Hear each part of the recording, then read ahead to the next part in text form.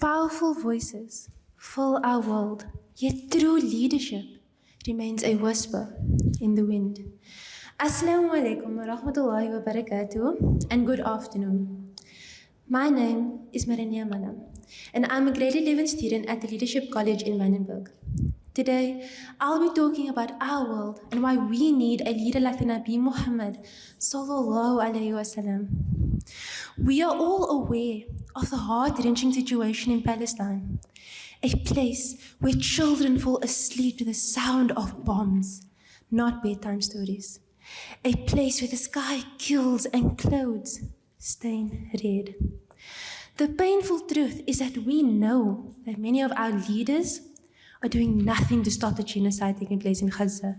This is exactly why we need a leader like the Nabi Muhammad sallallahu alaihi wasallam in a world where we're overwhelmed with war, injustice, global conflict, and oppression. We must ask ourselves, where are the leaders of today? Where are those who sit at the highest levels in society, the ones with the power to stop the war and suffering? Where are they when people need them the most? Where are the leaders of compassion, justice, and truth? The answer lies not in the modern walls of politics, but in a time long ago where the world experienced one of its greatest leaders, Nabi Muhammad sallallahu alaihi wasallam. While there are countless reasons why we need a leader like the Nabi Muhammad sallallahu alaihi wasallam today, allow me to highlight two of his qualities that our world is in desperate need of: his unshakable commitment to justice and his unparalleled mercy. The Prophet ﷺ grew up in a time when the world was plagued by inequality. People judged and treated others unjustly because of the hues of their skin, their social standing, or their place in society as determined by gender. A time where the poor were ignored, women stripped of their rights, and orphans left voiceless. Yet, he rose like a beacon of light and became a shield for the weak, a voice for the voiceless, and a champion of justice.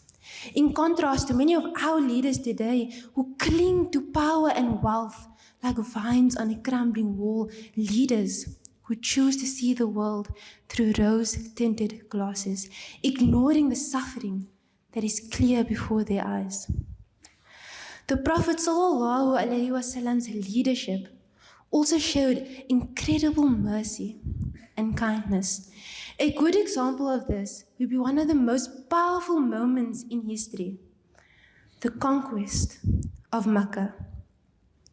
I would like everybody here today to close your eyes and picture it.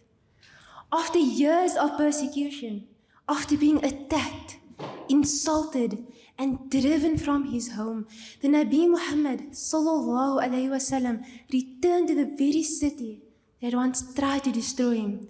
He stood at its gates not as an exiled orphan, but as a victorious leader.